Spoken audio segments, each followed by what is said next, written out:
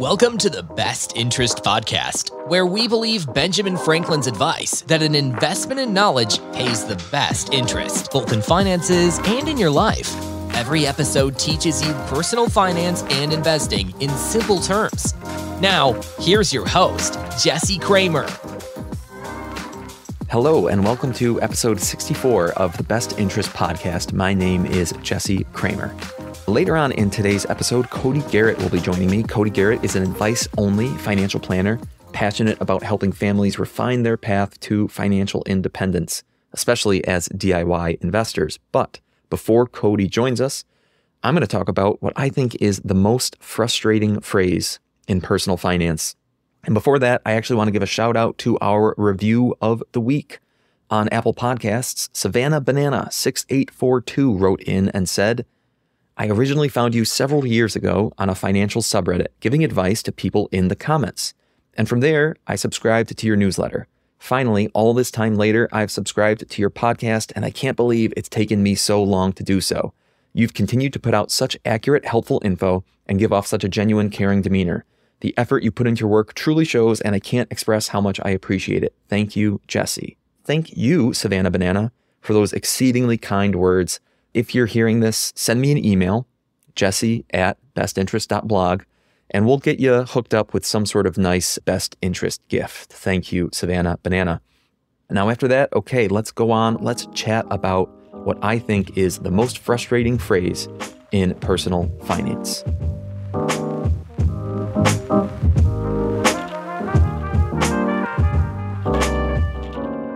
Perhaps no personal finance phrase is more frequently uttered and draws more eye rolls than the phrase, it depends. Ideal personal finance is dependent on the individual it's being applied to.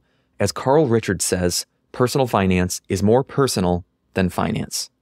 99% of general advice, including the advice that I talk about here on the Best Interest Podcast or what I write about on the Best Interest blog, 99% of general advice, it should be couched with the phrase, it depends. For example, should you budget and track every single dollar you spend? It depends. Do you need that level of detail to rein in your spending? Should you put 10% of your income into your 401k? This depends on tons of factors. We need to know many more details about your big four, your assets, your debts, your income, and your spending, not to mention your unique goals, your desired outcomes.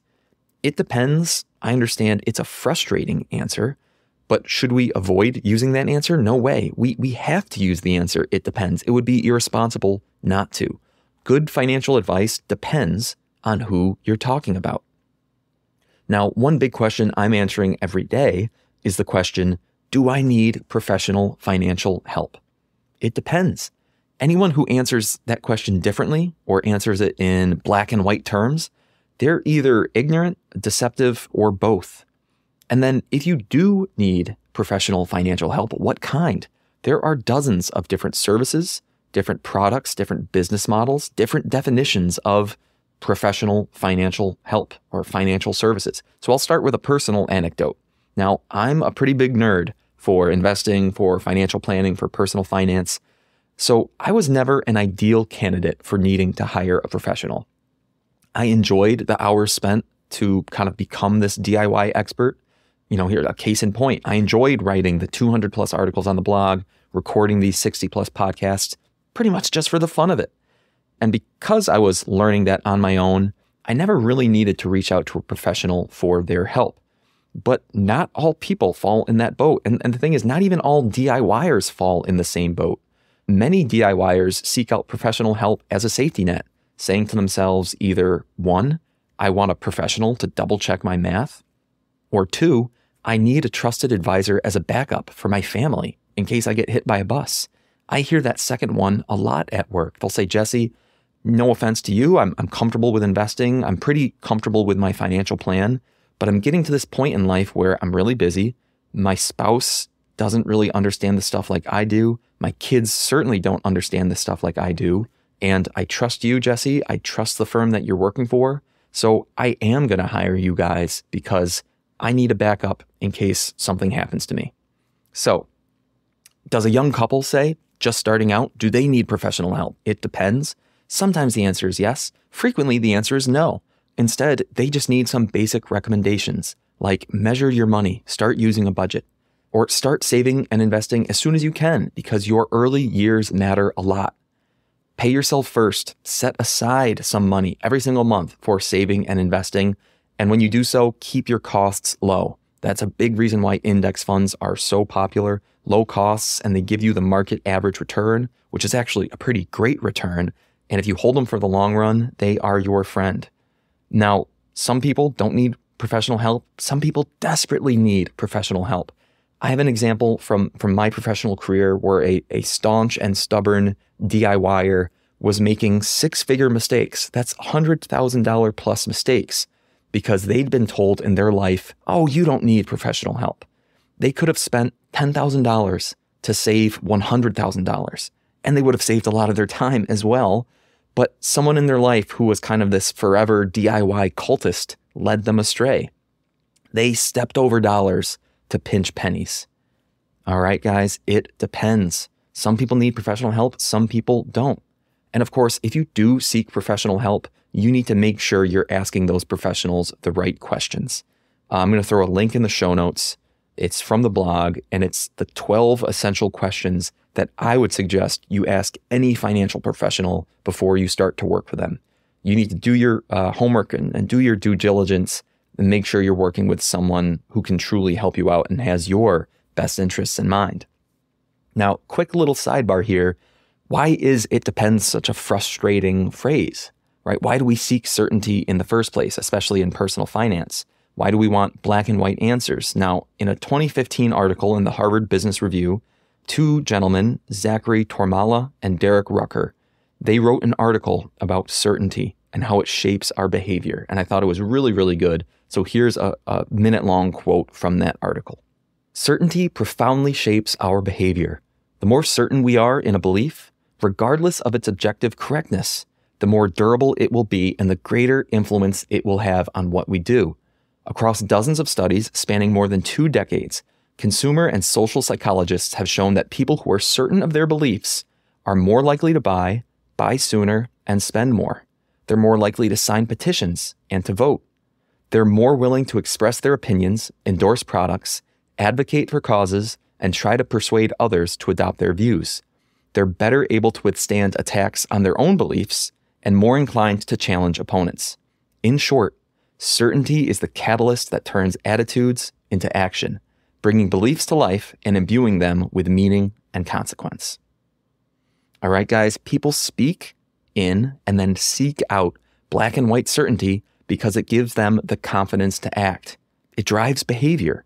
You and I, we know it in our heart. We've been in these situations before where we look at an expert and we say, just tell me what to do. Give me some certainty. Show me that you're sure, and then I'm going to be able to act once you give me that certainty. So the question that I'm thinking, bringing it back to personal finance, is how can we deliver financial certainty in a world of "it depends"? And quick hint, if you're thinking that the answer is annuities, that is certainly not the answer. The answer is financial planning. A good financial plan delivers a little bit of certainty, especially certainty in the short term, but more importantly, it delivers the confidence that long-term uncertainty is okay. Building a 20-year financial plan, it might involve hundreds of different decision points. Roth or traditional, expensive or cheap, get a loan or don't get a loan. Most of those decision points have some sort of "it depends" clause attached to them. The financial planning decision tree, therefore, it spirals out of control pretty quickly. I mean, just imagine if you have 100 binary decisions, 100 yes or no, left or right decisions, that leads to 2 raised to the 100th power, unique different paths through the decision tree. And if you do the math, which I mean, there's no real reason to do it, you know it's going to be a big number. It turns out that it's about 1.3 nonillion different paths. That's way bigger than trillions or quadrillions. That's nonillions. So for most of us, facing down something like 1.3 nonillion different options, it is purely a shackle. It's analysis paralysis. How could we ever possibly find any sort of certainty when we're faced with that many different options? But I don't see it that way. And yes, the complexity of personal finance and financial planning is a challenge. But thankfully, through my years of self-study and now professional study, I see it maybe more in the way that Lewis and Clark and Sacagawea viewed their adventure into the unknown of Western North America. And hopefully through this little story, I'm going to encourage you guys to do the same. So I would just want you to think about what Lewis and Clark and Sacagawea were thinking as they began their adventure outside of St. Louis. And if you're unfamiliar with the historical story, the long story short is they were tasked with exploring the Western U.S., which, as far as Europeans were concerned, was completely unmapped. Now, Native Americans, of course, had been living there and played a vital role in this adventure. But it was, hey, Lewis and Clark, go put together a party of people and find the Pacific Ocean and tell us how you got there and map it all out. So when they started, I would argue that 99% of the fine details that lay before them were a total mystery. But the broad strokes were vaguely understood. They had a direction and they had a goal, and that's pretty important. They were also well equipped. They had supplies, they had expertise, and they had experience. They were prepared to face new challenges on the fly. They knew, even as they took their first step, that their plan was surely to change. They knew that their plan wasn't perfect. How could it be perfect? They were tackling the unknown. But nevertheless, they began with a plan in mind. It was the best plan they could muster based on the known facts at the start. And once that plan was in place, they took their first step. They didn't permit uncertainty to paralyze them. And that fact alone is hugely underrated. Now, financial planning is no different. It's maybe just a little bit less rugged. You cannot have a financial plan that perfectly accounts for 1.3 nonillion unique outcomes, but you can understand the broad strokes of your financial future while knowing that the fine details will change over time. You can start out with a direction and you can start out with financial goals. You can equip yourself with financial expertise and experience. These are your tools to overcome new challenges on the fly. My hope here at The Best Interest is that I'm equipping you guys with some of this expertise and experience. You can make the best plan that you possibly can, which includes some judgment calls based on today's facts. But you can also know full well that your plan will change over time because you know today's plan won't be perfect. You're tackling an unknown future. How can today's plan be perfect? And then once you've created today's best plan, you can take your first step and start to enact the plan, eventually changing it over time as more facts and more information come to light. You don't need certainty for billions, trillions, nonillions of scenario. It depends is okay. But you do need a starting point that works for you today. And then you do need the expertise, the experience, and the flexibility to adjust to uncertainty because uncertainty is certain to arise in the future. It depends will always be a frustrating answer, but it shouldn't paralyze you. It shouldn't paralyze this financial adventure that awaits before you. Here's a quick ad, and then we'll get back to the show. Did you know my written blog, The Best Interest, was nominated for 2022 Personal Finance Blog of the Year, and it's been highlighted in the Wall Street Journal, Yahoo Finance, and on CNBC? I love writing, especially when that writing is to share financial education, and I usually write 1 or 2 articles per week. You can read them all at bestinterest.blog. Again, the web address is bestinterest.blog. Check it out. So with that, let's bring on Cody Garrett. Again, Cody is an advice-only financial planner, passionate about helping families refine their path to financial independence. He's the founder of Measure Twice Financial, through which Cody works with clients, but he's also the voice behind Measure Twice Money. Measure Twice Money is Cody's social media accounts. It's some video-based financial education. And most recently, Cody launched a podcast of his own that helps both DIY investors and helps a lot of other financial planners with their continuing education.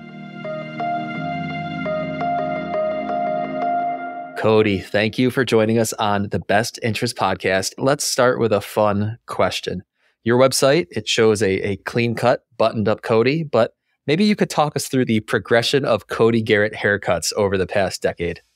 Oh, haircuts. So growing up, I was like a Dumb and Dumber style, like the bowl haircut. Like you could literally put a bowl, and it was like super blonde. Like it was like I just laid out in the sun all day. Yeah, growing up as a little kid, I was like the perfect bowl haircut, very blonde. I remember actually going with my uncle to a barber one time, and the barber specialized in military haircuts. It was like the fastest haircut of all time. Yeah. I think the entire haircut was like 15 seconds long. We'll just get like a number 5 and everywhere type of thing. Yeah. Yeah. So I had like kind of the cool buzz cut. Then middle school, I don't know if you remember this, but back in the day, like gelling just the front, the 2 inches in the front of the hair up. So Huge. not all the spiked, but just like the kind of like the cowlick in the front. Yeah, that's a huge style. Yeah, I had that like the front of the hair gelled. And then I lived in Houston, Texas. And I specifically remember that there's a shuttle crash. That, the shuttle crash. And and my soccer coach was actually one of the astronauts on that flight. So that's a very deep transition there. But I want to say that, but I remember specifically that after that happened, I went from like the gelled in the front to spiked the whole hair spiked gel wise. And then I got to a point of understanding money, and I realized that gel is expensive. No, just kidding. But I effectively, I didn't like I hated when it, like Houston, where I live, Texas is very humid. So hot, muggy. Like the gel would always be like getting on your hands and gross. And I was like, ugh. Like really from the end of high school all the way to now, it's 2 on the sides. I go like maybe like once every 6 weeks. I do like the $10 cut, and then I get it like setting up my hair for the day is taking a shower, just swiping it to one side, and I'm done. But I think one thing you're alluding to about this is I was a music director for a Broadway show a few years ago. It was A Night with Janis Joplin, and I was the music director. And Janis Joplin was this like hardcore like rock singer back in like the 60s, 70s. Mm-hmm. And the band was actually on stage for the whole musical, for the whole show. They didn't allow me to shave for like 2 months before we actually started the show. And they also had me wear a wig for 32 shows in 1 month. So I wore like it looked like a lot of people. It looks who see real. The picture, right? Yeah. A lot of people who see the picture assume that it was either real or I was doing Jesus Christ Superstar. None of those was true. Yeah, I sing backup, not main lead. So yeah, I was Janis Joplin's keyboardist on stage. I did 31 shows in 1 month, plus working full time, 40 hours a week. So that was a brutal month, but I got it done and I got paid. So it was good. So you walked us through the progression of Cody Garrett haircuts over time. Now I'm wondering, maybe you can walk us through the progression of Cody Garrett from a financial view over time. Because as we sit here today, I'm not the only one who views you as an absolute financial expert. In many ways, you're an expert to the experts because you're doing a lot of teaching of other financial planners. But I also know that it wasn't too long ago, Cody, that you weren't really familiar with finances at all. So walk us through that timeline. Yeah. So to summarize it in one sentence, it was 5 years ago, I didn't know what an IRA was. And now I teach over 1,000 financial advisors. So you're like, how did that happen? So I was actually a professional musician for 10 years, mentioning the musical stuff. I was a music director. I worked full time at a church as a worship director. I played on the records. I recorded in the studio. I arranged music. I was an orchestrator. I have 2 degrees in music, one in music theory, classical side, and one in contemporary piano performance. So I went from music to money effectively. Back in 2018, by working hard in terms of money, in terms of music, I was working 8 to 5, 5 to 8, 8 to 12, pretty much every day, doing gigs, wedding gigs, Broadway gigs, on top of working full time. And I was married in 2015. I said, hey, like, this is not sustainable long-term in terms of relationships. I didn't have any issues in my relationship and my marriage, but I knew that effectively my new metric of success had nothing to do with the amount of albums I played on or the amount of gigs I played or how much money I made. It was, hey, can I create a life where I'm eating dinner with my wife every night for dinner? So I said, okay, what would it look like in terms of my career to eat dinner with my wife every night? And that meant changing at least my full-time job. So I actually, at that point, I was a musician for 10 years. And when your only source of income is variable, you have fixed expenses and variable income. If you don't learn how to become an adult financially, you don't last 10 years as a musician. So as a musician, I just try to learn as much personal finance stuff as I could from various like podcasts, to go to library, get books. So really like a DIY investor from the beginning, even before investments actually started. I was making more than I spent rather than spending less than I make, which sounds like the same phrase, but it's from a different perspective. I always focused on earning income rather than reducing expenses. But at the same time, I lived in an apartment, a garage apartment. My rent was $500 a month, including utilities. Nice. I stayed there as long as I could. So I always made more than I spent.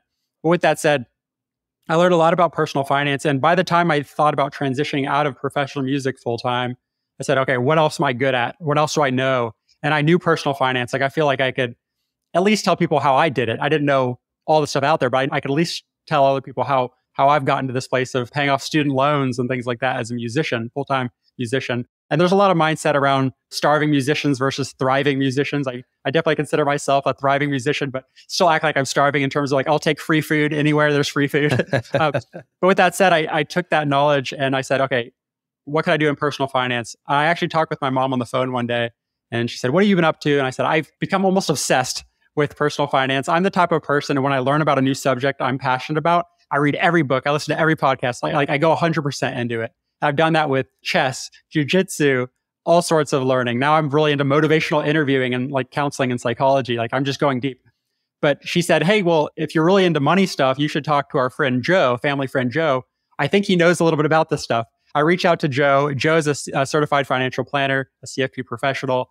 And he said, hey, if you want to really drink out of the fire hose and learn a lot about finance, regardless of if you change careers or not, if you just want to become more knowledgeable about financial stuff, enroll in a CFP education program, which, as you know, is drinking out of the fire hose. Like totally, that's going all in. Yeah. So about 2 months into doing that, as a professional musician, I enrolled in the Rice University CFP course. Within 2 classes, I was like, this is what I want to do. I want to help people. The way I define financial planning is building a bridge between a family's comprehensive financial ecosystem, like all the quantitative stuff, building a bridge between that and their unique values and desired outcomes as a family. So once I understood that there was a possibility to help people align their quantitative, like the dollar signs, with what actually mattered to them as a family, I was like, that sounds awesome. I want to do that all day long. So I listened to 2 hours of podcasts at 2 times speed every day for over a year. I got my first job at an independent fee-only financial planning firm. And then 2 years later, I launched my own firm, specifically serving people like me, the DIY investors on the path to early retirement. And then now, I mean, again, I launched my own firm in 2021. So again, we're only 2 years later and here I am kind of still doing the same thing, not actually accepting financial planning clients at this point. And now I have 2 other businesses focused on educating, really focused on the future impact of financial planning and education. Right. Which is, at least from my point of view, Cody, having followed you on social media, having met you basically 2 years ago right now, and first, that's when I was first aware of you. I think that probably is the biggest impact you're making. Like, it's amazing the fact that you started your own business, that your book of clients is full up. But now I think your influence is really spreading because of all the education you're bringing to other planners, to other advisors, and really in our community. But Cody, I'm just curious, was there a specific turning point somewhere in those hours of podcasts, or maybe as you sat there at Rice University and looked around, where you said to yourself, like, hey, I'm just as knowledgeable and certainly as dedicated as anyone out there, and I want to share this? Because it would have been very easy for you to say, well, lots of people are CFPs and I'm pretty new to this. Maybe I shouldn't put myself out there and teach. But you really dove in headfirst and made a name for yourself as an educator. The biggest concept I learned, and I tell everybody this, is there are 2 concepts or 2 ways I say this, which is the best way to learn is to teach. And when you teach, you learn twice. When going through that CFP education program, I realized like the best way that I actually remembered what I was learning is by teaching it to somebody else, whether or not they cared to learn it. So I'd get home, my wife, Marissa, would be like, hey, how was your class? I was like, it was great. We learned about Roth conversions. This is what a Roth conversion is. And this is how it works, blah, blah, blah. So again, she had the grace and compassion to just sit there and let me tell her. And what I realized though... Does she now have a CFP too though? Because of you? No, she doesn't. No, she doesn't. Yeah. It's like through me. Yeah, I'll just she can borrow my CFP card anytime. So same thing with class. So my classmates, what I realized is the first day, or the first month of the CFP class, I had this imposter syndrome about most of the other people in the class have been working in the industry for years already. But it was cool to me that they were asking questions I knew the answer to, right? So the people who had a background in insurance were asking questions about the difference between a Roth IRA and a Roth 401k. And I was like, oh, I actually know the difference between those things. Cool. Yeah. So over time, I realized that everybody in there had strengths in some areas and weaknesses in others. And what I would do is in class, I just got to the point of I wasn't scared to ask questions. That's a big part of it. I think anybody on the path of becoming not just financially literate, but also just going beyond the basics, as I call it, right? It comes to a place of getting to a place of saying, I know what I don't know. or I don't know what I don't know, or I know just enough to know what I don't know now. I always say, anytime you feel like you know it all, walk into a library, you look around, you're like, wow, there's so much I don't know. So I started asking questions to the professors, asking questions to my fellow classmates. And over time was funny. They ended up all wanting me in their study groups. They're like, Cody, can you join our study group? Because I also think that as a professional musician, I came into the industry as like a dry sponge, whereas the others who came into the CFP program, they were wet sponges that had to like be like all the stuff they had learned in the past had to be kind of wrung out and like relearn everything. Because when you're learning for the CFP education and exam, you have to actually like unlearn the stuff. So I came in as a dry sponge, like being able to soak up all the stuff I really needed to know to be successful in this industry from the beginning on the financial planning side. So a lot of the other people in the class wanted to learn from me. So it got to the place where even now I have conversations with over 100 other financial planners a year. I teach over 1,000 financial planners now. And it's just because I know that the more I teach others, I really tighten the screw of knowledge in my own mind. That's awesome.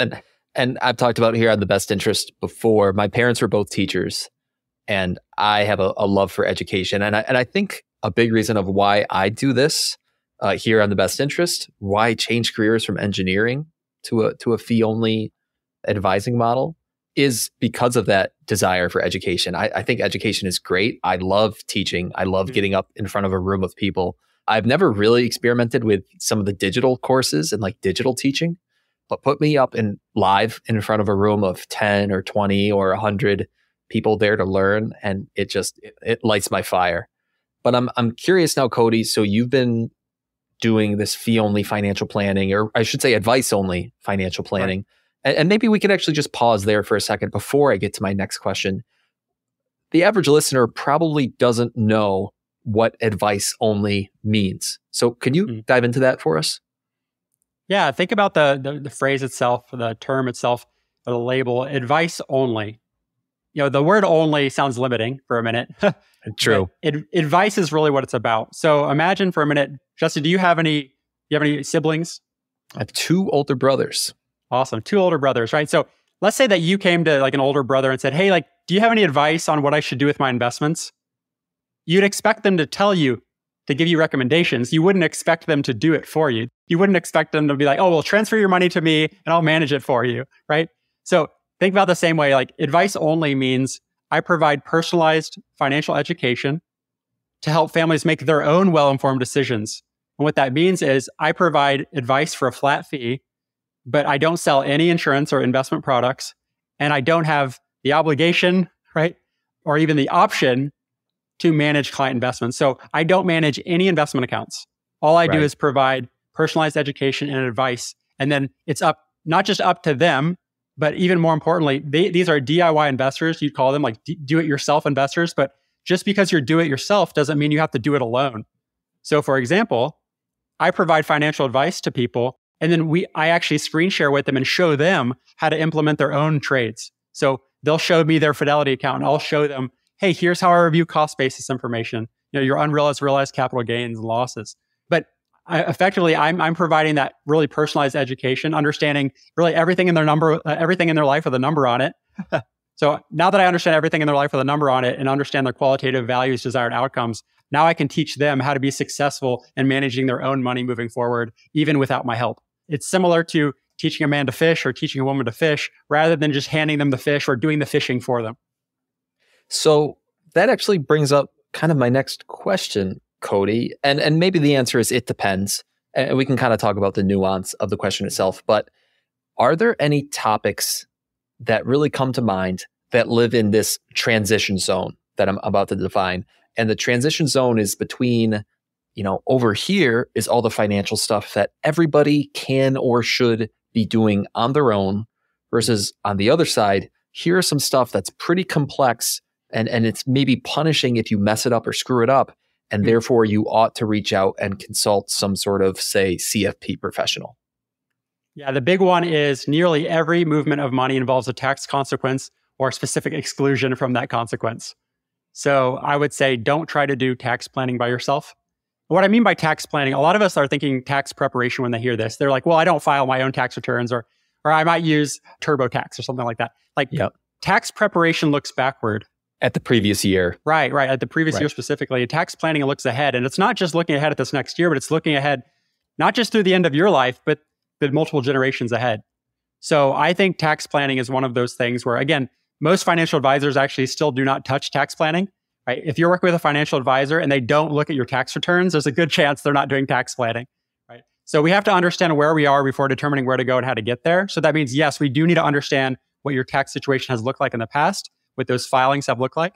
Also looking at your anticipated sources of income, taxable and non-taxable income for the year. And that's where we really get into those like Roth conversion strategies. We look at donor advice funds, like how can we do tax optimized charitable giving? So these are things that you can learn on your own. But it's really easy to learn what to do in the current year, but it's very hard to understand with an end in mind. Hey, the things I'm doing today, how is that going to impact me and my future family, what I call the financial family tree in the future? So I think that what you can do yourself is definitely you can learn the rules and the concepts, but it's very difficult to learn the practical application in alignment with what's important to you, not other people. So a good example of this, I moderate a Facebook group with a lot of retirees in it, or even pre-retirees. And people ask questions such as, should I contribute to a traditional 401k or a Roth 401k? And every comment is Roth, traditional, Roth. And pretty much every place, by the way, even a lot of the great content out there in terms of quote unquote personal finance, typically you're being educated on what they would do or what they would do based on their own circumstance, not what you should do based on your personal circumstance. So I actually trademarked the phrase, keep finance personal, which effectively means, we all talk about personal finance, but we're typically focused on the finance, not the personal side. So I think if you want to take your finance to become really personal finance, I think it's good to have somebody walk alongside you, not as the hero of the story, but as the guide. Kind of think about, you're not hiring somebody to be Luke Skywalker, like you are Luke Skywalker, and you're going to hire somebody to be Yoda. A really good visual of this, a lot of people who are new to the financial world, you understand what, like a spotter in the gym, right? Imagine, Jesse, you ever do the bench press in the gym? Once or twice, yeah. Once or twice. That's exactly how many times I can do it. Yeah. So think about a spotter in the gym. Let's say that I'm doing the bench press. The spotter in the gym, like they aren't lifting the weights for me, but they are educating me on proper form. They might be challenging me beyond my own limiting beliefs on how many reps I could do. But one thing they are doing is they are keeping me from dropping the weights on my face. Right. They're a safety valve or safety net, I should say. Big safety net. So think about a financial planner the same way. It's like, yes, like you can learn how to create your own fitness routine and you can learn proper form by watching YouTube and stuff. But it's the difference between you going to the gym, walking around and kind of looking at all these different plates and figure out like, I guess I'll start with this. I guess I'll start with this versus having like a personalized coach that can say, hey, I can actually see deficiencies in parts of your body you're not even thinking about right now. You're thinking about your biceps and your chest. And I actually see that you have issues with movement in your ankle or your gait, which is your walking, right? So it's really coming to somebody and saying, hey, like do a full body scan of your finances and say, what am I missing here? So it doesn't mean you have to hire somebody to do it for you or that you have to commit to some ongoing forever. It's not a permanent decision. But I think it's worth most people just getting like, the name of my brand is Measure Twice. Have somebody give you a second opinion so that you can make sure that your personal decisions are actually in alignment with your values and what you'd actually desire to happen in the future. Yeah, Cody. Now, it's funny because with my clients, I tell my clients they are Luke Skywalker. And I say that, you said that you're their Yoda. Personally, I say that I'm Chewbacca. I guess I'm just a Chewbacca guy. You just make the noises. Yeah. That was really good. Can you actually say that longer into the microphone so that we can use it as our transition noise now? Whenever we transition to like a little soundbite on the Best Interest podcast, Cody, take it away. There you go. There's our Chewbacca. But that's really interesting. I mean, taking a couple steps backwards there, tax planning. Tax planning is such a huge and underrated topic, or I should say maybe overlooked is the better word than underrated, because I think the sexy thing in any sort of financial planning, financial advising, whatever you want to call it, investments. Everybody always goes to like, oh, well, investments, that's how I'm going to make my money. Which, okay, sure, investing is a big part of it, and investments are how your money will grow over time. But tax planning is so concrete in many ways. And investing is hard. There's a big question mark as to, you don't necessarily know how your investments will grow. diversification helps as far as kind of minimizing some of the risk over time. But tax planning is this concrete way that I think the average person out there is completely unaware of ways that they can save significant money over time. Or if they don't do proper tax planning, will end up just paying significantly more taxes than they really have to. And we'll see. We'll tease this out a little bit more, Cody. I mean, tax planning. Are there any specific things? Maybe you can walk us through an example. It could be a real client or just a hypothetical client of, what exactly is tax planning? What are we looking at here? Sure. A big part of tax planning is something that most of us can relate to, is contributing to a retirement plan. And a lot of your listeners, 403b, 401ks, IRAs, all those things, there's a big decision to make, right? Your first job, you're like, hey, I've been enrolled in this 401k. And like, I don't know if I should sign up for the 401k. I don't know if I could run that far, but right, this is 401k plan. Yeah, you got it, Jess. Yeah, you got the joke there. That's like 250 miles, man. Yeah, that's a lot of miles. Yeah, so I'm not signing up for the 401k. That's a very long way to run. But you do get enrolled in like typically a workplace retirement plan in one of your first jobs. You get a 401k, and you have to fill out the paperwork. And now it's online, thankfully. But it says, do you want to contribute to traditional or Roth? You're like, what the heck? And then you learn a little bit. Traditional means pre-tax contributions, which means that that income is excluded or deducted from your taxable income for the current year. And then Roth is you pay taxes in the current year, but when you contribute, you hope it grows tax deferred, and then you hope that in the future you can take that money out tax free, right? But a lot of people get focused; they get really excited about one side of the coin. They get really excited about the exclusion or deduction from income, or they get really excited about this tax free distribution in retirement. And there's a lot of content really focused on one or the other. One is people are really like, there's a fear of taxes that a lot of people have, or more of a hatred of taxes, and especially depending on which side of, I think actually, regardless of which side of like the political fence you are, like most people don't like paying more taxes than they should, and they have to. Right. But I say that most people are making this decision based on the current year. Most people are saying, hey, I have a fear of future taxes, right? So I'm going to do Roth. And by the way, like even if they're thinking about the future, the fear it's their current fear, right? Their current fear of taxes. And on the flip side, some people are saying, oh, I'm going to take advantage of this tax deduction while I can. I'm going to go ahead and do like traditional.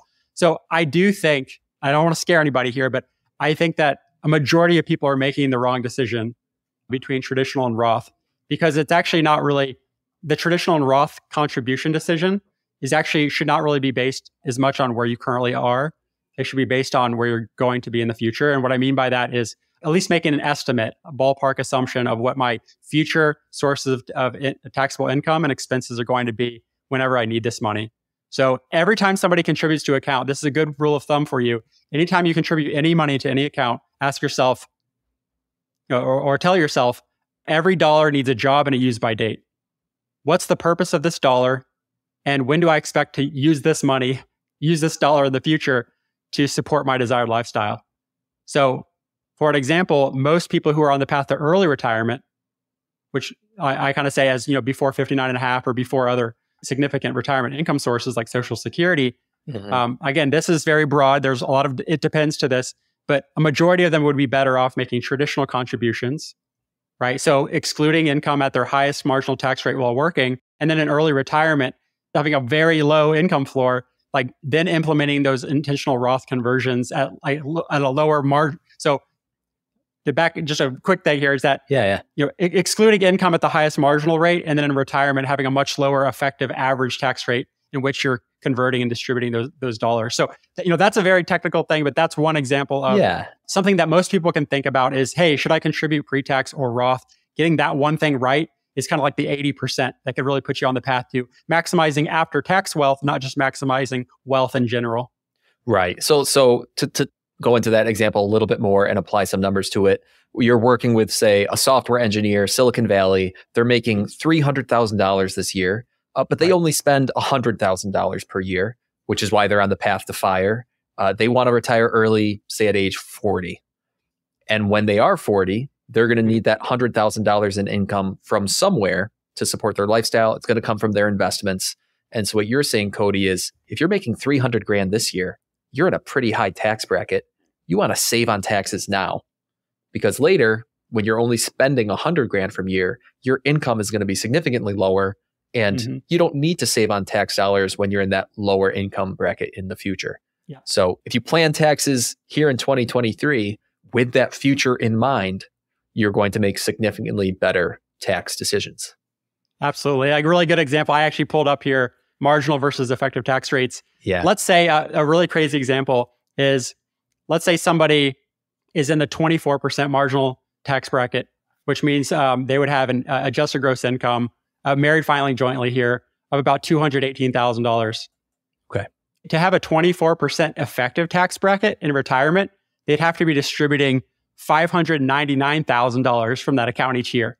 So what are the chances of somebody who's making $200,000 while working distributing $600,000 in retirement? And with a big assumption here is, again, I'm a big fan of traditional contributions, but that's specifically because I'm working with people who plan to retire early, have decades worth of smoothing out their tax ride, and also not having other significant sources of retirement income. So that's just one example of how, again, just measure twice before making that important decision. But thankfully, you can make that decision annually. It doesn't have to be a permanent decision to go, I have to go traditional my whole life or have to go Roth. Like, you can make that decision on an annual basis, but you need to be thinking decades into the future before making that decision. Yeah. What about, Cody, when someone says, hey, Cody, this is great. I know what the tax brackets are this year in 2023, but Sure. I have no idea what the tax brackets are going to be in the future. Therefore, my default is simply to diversify between traditional and Roth. Maybe I'm going traditional in my 401k and I'm going Roth in my IRA. What's your response to someone who says that? So first of all, I always tell every client that I work with, every person I educate on personal finance, that always make decisions based on what's currently known and within your control. So that means actually not guessing what the future is going to say. That is actually the only thing that we do know, again, this could change too, right, is the sunset of the Tax Cuts and Jobs Act, right? Right. January 2026, right? So all I know is, yes, marginal tax rates are going up, but there's a key phrase here, which is, I'm not concerned about the future tax rates. I'm focused on my future taxable income. An individual. So even if tax rates doubled right now, I'd actually still be better off with my decision. But again, I'm not making the decision based on the future. I'm making a decision based on what's currently known and within my control. One thing you mentioned there that's really important is a general rule of thumb. Again, don't take this as advice, but generally, if your household has too much income to be able to directly contribute to a Roth IRA, meaning that the only way you can contribute to a Roth IRA is by doing the backdoor Roth IRA, then you most likely are better off if you have access to a 401k, maxing out your traditional 401k, not your Roth 401k, right? So that signifies to me that you have probably a pretty high marginal tax rate at that point. So somebody who makes too much money to contribute to a Roth IRA directly should probably be going traditional in their 401k and then doing the backdoor Roth IRA. So it's almost like the IRS is giving you a hint. Hey, you make too much money to contribute to a Roth IRA directly. Most likely you should not be contributing to a Roth 401k. Right. And just to be clear to any listeners out there, they might be saying, well, Cody, if I'm making that much money, you're telling me to contribute to the traditional 401k so I can save on tax dollars.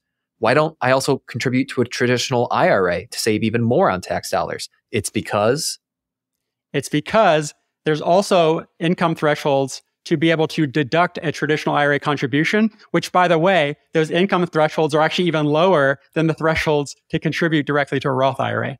Right. They couldn't contribute and deduct from their traditional IRA anyway. So their only option is to do the backdoor Roth IRA. That's the only IRA option that's available to someone at that kind of income level. Right. I want to add a little fun fact and misconception here is that you can never make too much money to contribute to a traditional IRA.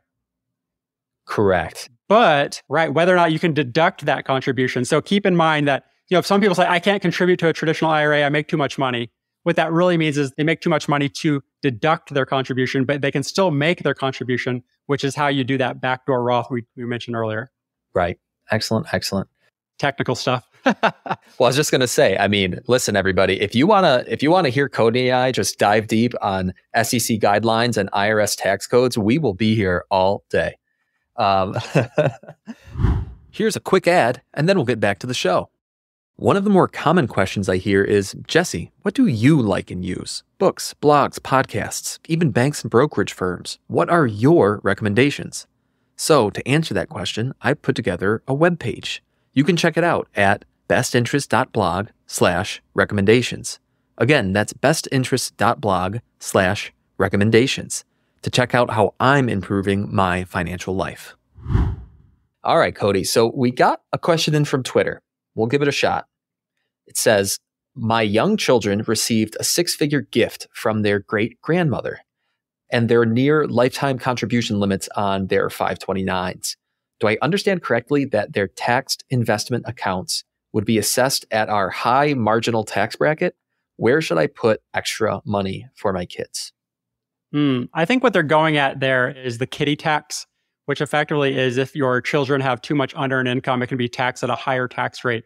But, with dependents, I think what they're saying there is they're worried that, and it's actually true, after a certain point, the investments, really the investment income, the interest and dividend and capital gain distributions within the kids' investment accounts can actually kind of effectively flow through and be treated as if it's part of the household tax return. Right. So I think tax at the parents' rates, basically. Right. Yeah. Right. So you typically want to tax at the parents' rate rather than those kiddie tax, those really high tax rates. So effectively, those can flow through kind of as a household. Again, once your children are no longer tax dependents and filing their own tax return, they'll have that benefit of being able to have their own standard deductions and all those things. Yeah. Including for the investments. One thing that question touched on actually is 529 plans, Cody. Mm-hmm. I know that most listeners of the Best Interest podcast, most, not all, but they're somewhere around your and my ages, maybe late 20s to 40 or so. Lots of children involved in people who are those age, and they have questions about 529 plans. I mean, just off the cuff, 529 plans, thumbs up, thumbs down. Do you have any interesting or unique thoughts on them?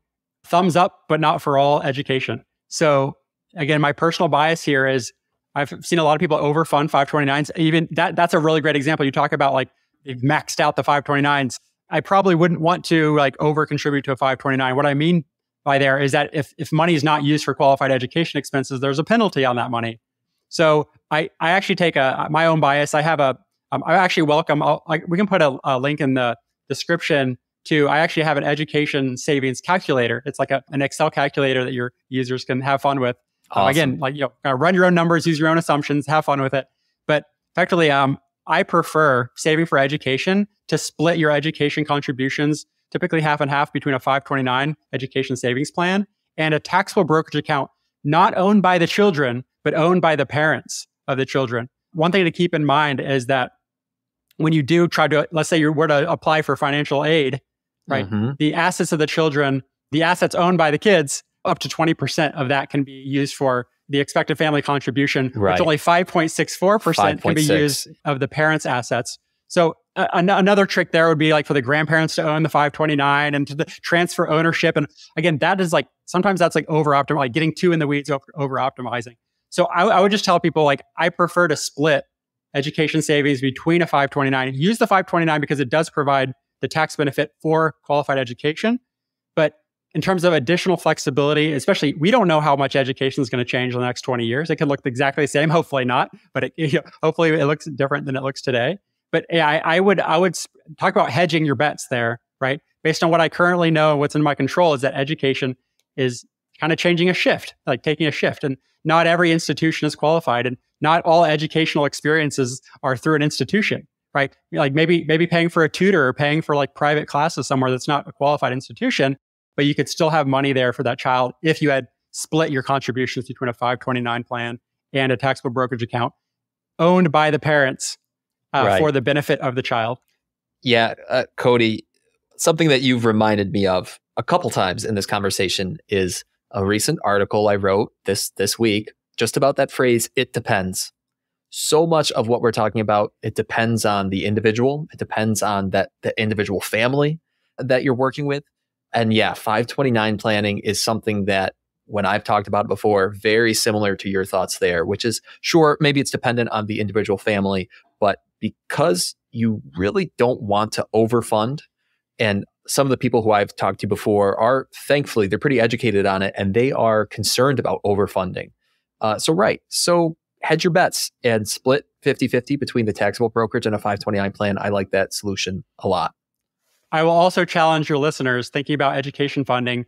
Ask yourself, how am I going to invest in my child financially before college? And I'm not just talking about private high school, private education. I'm talking about what would it look like to go on a trip to a foreign country as a family to get real life education, not just academic education. So maybe rather than overfunding that 529, maybe you kind of slow down the 529 contributions and spend more money as a family having some really unique educational experiences that aren't in the classroom. Maybe becoming a professional musician or going to CFP school. All good options. Something like that. Yeah. A lot of people are like, I'm not letting my kid become a musician, but yeah, it can work out, I promise. Cody, so you've got a lot of things going on, and I'm just curious, what is next on your project list, or what are you working on, whether it's within the financial community or not? Mm-hmm. And then if people want to reach out to you, if they want to connect, follow your content, maybe they want to learn from you and take one of your courses, how can people get a hold of you? Yeah, so I have 3 businesses. Measure Twice Financial is my advice-only RIA, advice-only financial planning firm. That's at full capacity, not accepting future client relationships. If you are looking for advice-only planning, it wouldn't be with me, sorry, but you could go to adviceonlynetwork.com. I have no conflict to send people there. I don't get paid or anything for those referrals, but it's a good place to find advice-only financial planners. The second business is Measure Twice Planners, which is a way where I provide comprehensive education to financial advisors, financial planners, really to go beyond the basics and learn more ways that they can provide more value to the families they serve as financial advisors, financial planners. There's over 25 hours of educational content there today, and we're adding more every month. That includes live calls where we review real financial documents together in real time on video calls. And we have a lot of fun just learning from each other within a very generous and transparent group of advisors. Lastly, if you are a non-advisor and not interested in being a financial advisor at some point, Measure Twice Money is my third business, measuretwicemoney.com. That's where I provide free, comprehensive financial education resources. I don't sell anything there at this moment. So it's by the way, it's not the articles on here's a little bit of information. And by the way, if you want more information, sign up for this. It's just, I give it all away. I believe that generosity is giving to others without expecting anything in return. That's the definition of kindness. So measuretwicemoney.com. In the future, there is going to be a comprehensive video course called How to Create a Comprehensive Financial Plan for Consumers. So teaching you how to create your own comprehensive financial plan as a family. That's probably coming in the next year or so. So go ahead, and if you want, you could subscribe to updates at measuretwicemoney.com. Social media, I'm on Twitter, LinkedIn. Look up Cody Garrett CFP or Measure Twice. If you just type in Cody Measure Twice into Google, you'll find all my different platforms. Cody, thank you for coming on the Best Interest Podcast. I'm so glad we coincidentally crossed paths 2 years ago at FinCon. It's been really fun to watch you grow from afar, and I'm excited to keep on learning from you in the future. Ditto, absolutely. It was great to meet you, and I'm glad that our friendship continues. All right, Wookie and Yoda out.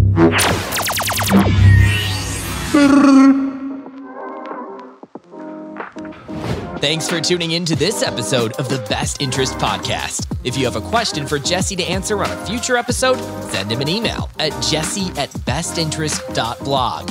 Again, that's jesse@bestinterest.blog. Did you enjoy the show? Subscribe, rate, and review the podcast wherever you listen. This helps others find the show and invest in knowledge themselves, and we really appreciate it. We'll catch you on the next episode of the Best Interest Podcast. The Best Interest Podcast is a personal podcast meant for education and entertainment. It should not be taken as financial advice and is not prescriptive of your financial situation.